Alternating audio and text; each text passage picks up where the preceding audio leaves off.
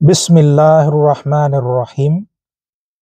নিয়ত সম্পর্কিত একটি হাদিস বর্ণনা করেছেন হযরত উমর ইবনুল খাত্তাব রাদিয়াল্লাহু তাআলা আনহু। আমিরুল মুমিনিন হযরত উমর ইবনুল খাত্তাব রাদিয়াল্লাহু তাআলা আনহু বলেন, আমি রাসূলুল্লাহ সাল্লাল্লাহু আলাইহি ওয়াসাল্লামকে বলতে শুনেছি যে সমস্ত আমল নিয়তের সাথে সম্পর্কযুক্ত। প্রত্যেক ব্যক্তি তাই পাবে যা সে নিয়ত করে। সুতরাং যার হিজরত হয় আল্লাহ তাআলা এবং তার রাসূলের দিকে, অর্থাৎ তার সন্তুষ্টি লাভের উদ্দেশ্যে, তার হিজরত বাস্তবিকই আল্লাহ তাআলা এবং তার রাসূলের দিকেই হয়। আর যার হিজরত হয় দুনিয়ার দিকে, অর্থাৎ দুনিয়ার কোনো ভোগ্যবস্তু লাভের উদ্দেশ্যে বা কোনো মহিলার জন্য যাকে সে বিবাহ করতে চায়, তার হিজরত প্রকৃতপক্ষে সেই দিকেই হয় যেদিকে তার উদ্দেশ্য আছে। হাদিসটি এসেছে বুখারী এবং মুসলিম শরীফে। এই হাদিসটির ব্যাখ্যাতে বলা হয়েছে, এই হাদিসে ৪টি বাক্য আছে। প্রথম বাক্যটি হচ্ছে, বলা হচ্ছে যে প্রত্যেকটি আমল তার নিয়তের উপরে নির্ভরশীল বা নিয়তের সাথে সম্পর্কযুক্ত। এই বাক্যটা এই হাদিসের মূলনীতি। এখানে বলা হচ্ছে যে ভালো মন্দ যেটাই আমরা করব, যে কাজটাই করব, তা নিয়তের উপরে নির্ভরশীল। অর্থাৎ আমার নিয়তটি যদি ভালো হয় কিন্তু কাজটি যদি ভালো নাও হয়, তবুও আমার এই নিয়তের জন্য আমি পুরস্কার পাবো।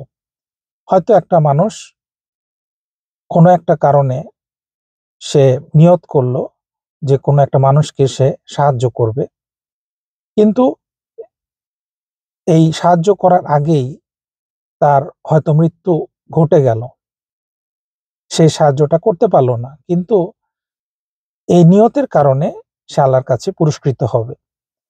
আবার কোনো একটা মানুষ সে চিন্তা করলো যে তার নিয়তটা ভালো না, তার নিয়তটা হচ্ছে যে আসলে মানুষকে প্রতারণা করা, কিন্তু দেখা যাচ্ছে যে সে মানুষকে সাহায্য করছে, কিন্তু তার অন্তরে একটা বদ নিয়ত আছে। এই সাহায্যের মাধ্যমে সে মানুষকে হয়তো কোনো কারণে তাদেরকে ঠকাতে চায়, বা তার কোনো অন্য কোনো খারাপ উদ্দেশ্য আছে। তাহলে এই নিয়তের কারণে সে গুনাহগার হবে, যদিও বাহ্যিকভাবে দেখে মনে হচ্ছে যে তার এই কাজটা ভালো। তাহলে প্রত্যেকটি কাজ তার নিয়তের উপরে নির্ভরশীল। দ্বিতীয় বাক্যে বলা হচ্ছে যে প্রত্যেক ব্যক্তি যাই পাবে তাই পাবে যা সে নিয়ত করে। অর্থাৎ কোনো আমল দ্বারা যদি আল্লাহর সন্তুষ্টি লাভের উদ্দেশ্যে সে করে, তবে সেই আমল দ্বারা সে আল্লাহ তাআলার সন্তুষ্টি লাভ লাভ করবে। অর্থাৎ সে একটা ভালো কাজ করতেছে আল্লাহর সন্তুষ্টির জন্য, আল্লাহর ভালোবাসা পাওয়ার জন্য, আল্লাহর সন্তুষ্টি লাভের উদ্দেশ্যে। তাহলে সে এই কাজে আল্লাহর সন্তুষ্টি লাভ করবে ইনশাআল্লাহ। আর তার যদি কোনো লক্ষ্য থাকে যে কোনো টাকা পয়সা বা ধন দৌলত হাসিল করা, বা এই আমল দ্বারা অন্য কোনো তার উদ্দেশ্য থাকে, তাহলে সেক্ষেত্রে সে আল্লাহর সন্তুষ্টি পাবে না। তবে তার যে উদ্দেশ্য ছিল তার ধন সম্পদ আরোহণ করা বা সম্মান, সেটা সে পেয়ে যাবে। কিন্তু এটা যেহেতু আল্লাহর সন্তুষ্টি লাভের উদ্দেশ্যে না, সেহেতু সে আখিরাতে এর বিনিময়ে কিছুই পাবে না। এখানে আমরা একটা খুব সুন্দর একটা জিনিস আমরা শিখতে পারি, যেটা হচ্ছে যে অনেক সময় বলা হয় যে একজন অমুসলিম সে অনেক ভালো একটা কাজ করেছে, সে হয়তো একটা একটা বড় একটা আবিষ্কার করেছে, যার জন্য মানুষ তার দ্বারা অনেক উপকৃত হচ্ছে এবং মানুষ তার অনেক প্রশংসা করছে। তাহলে কেন সে বেহেশতে যাবে না? আসলে তার নিয়তটা কি ছিল? তার নিয়তটা ছিল যে এই কাজের মাধ্যমে সে পরিচিতি পেতে চায়, সে পপুলারিটি পেতে চায়, সে জনপ্রিয়তা পেতে চায় এবং সে মানুষের প্রশংসা পেতে চায়। তো আল্লাহ তাআলা তাকে এই দুনিয়ার বুকে সবকিছুই দিবেন। মানুষ তাকে প্রশংসা করবে, তাকে ভালোবাসবে, তার অনেক সুখ্যাতি হবে, সে অনেক পুরস্কার পাবে। কিন্তু যেহেতু তার নিয়ত আল্লাহর সন্তুষ্টি লাভের উদ্দেশ্যে ছিল না, বরং মানুষের জনপ্রিয়তা লাভের উদ্দেশ্যে ছিল, তাই এগুলো সে পেলেও আল্লাহর সন্তুষ্টি সে পাবে না এবং আখিরাতে সে এর বিনিময়ে কিছুই পাবে না। যেহেতু তার নিয়তটা ভিন্ন ছিল, নিয়তটা অন্যরকম ছিল। এই কারণে তৃতীয় বাক্যে বলা হচ্ছে, যে ব্যক্তি আল্লাহ এবং তার রাসূলের দিকে হিজরত করে তার হিজরত আল্লাহ তাআলা এবং তার রাসূলের দিকে হবে।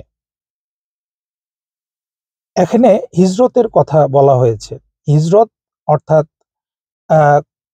কোনো মানুষ যদি তার ঈমান হেফাজতের উদ্দেশ্যে কুফরের দেশ পরিত্যাগ করে ইসলামী দেশে গমন করে তাকে হিজরত বলা হয়। এমনকি মন্দ কাজ পরিত্যাগকেও হিজরত বলা হয়।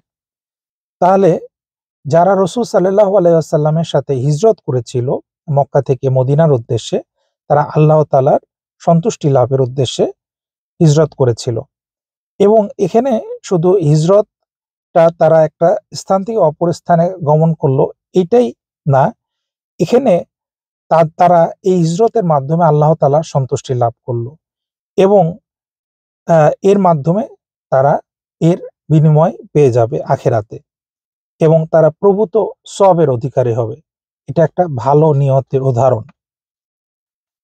এখন এই হাদিসের শেষ বাক্যে বলা হচ্ছে, যে ব্যক্তি দুনিয়া প্রাপ্তির জন্য বা কোনো নারীকে বিবাহ করার জন্য হিজরত করে, বাস্তবিক পক্ষে তার হিজরত সে যার নিয়তে করেছে তার দিকেই, অর্থাৎ দুনিয়া বা নারী পাওয়ার জন্যই হয়েছে বলে গণ্য হবে। অর্থাৎ একজন মানুষ হিজরত করেছে, কিন্তু এই হিজরতটা ছিল আল্লাহ সন্তুষ্টি লাভের উদ্দেশ্যে না, বরং এই হিজরতটা ছিল অন্য কোনো উদ্দেশ্য বা কোনো নারীকে পাওয়ার উদ্দেশ্যে। তাহলে সেই তাই সে পাবে, সে আল্লাহ সন্তুষ্টি এখানে পাবে না। এই শেষ বাক্যে যে কথাটা উল্লেখ আছে তার একটি প্রেক্ষাপট আছে। সেই প্রেক্ষাপটটা হচ্ছে, জনৈক ব্যক্তি উম্মু কায়েস নামক একজন মহিলাকে বিয়ে করার জন্য সে অ্যাকচুয়ালি মক্কা থেকে মদিনায় হিজরত করেছিল। এই মহিলা শর্ত দিয়েছিল যে সেই হিজরত করলে সে তাকে বিয়ে করবে। তো তার এই হিজরত আল্লাহ এবং তার রাসূল সাল্লাল্লাহু আলাইহি ওয়াসাল্লামের সন্তুষ্টি লাভের উদ্দেশ্যে ছিল না, বরং ছিল একজন নারীকে বিবাহ করার উদ্দেশ্যে। তাই এই ব্যক্তিকে উম্মু কায়েসের মুহাজির বলা হতো। এদিকে ইশারা করে বলা হয়েছে যে কেউ কোনো মহিলাকে বিবাহ করার উদ্দেশ্যে হিজরত করলে সে প্রকৃত মুহাজির হবে না এবং এর দ্বারা সে আখিরাতে কোনো প্রতিদান পাবে না। ঘটনা যদি এর বিপরীত হয়, অর্থাৎ কোনো পুরুষকে বিবাহ করার জন্য কোনো নারী হিজরত করে, তবে তার ক্ষেত্রেও একই কথা হবে। তো এই হলো এই গুরুত্বপূর্ণ হাদিসটি, নিয়ত সম্পর্কিত এই হাদিসটির ব্যাখ্যা। আসসালামু আলাইকুম ওয়া রাহমাতুল্লাহি ওয়া বারাকাতুহু।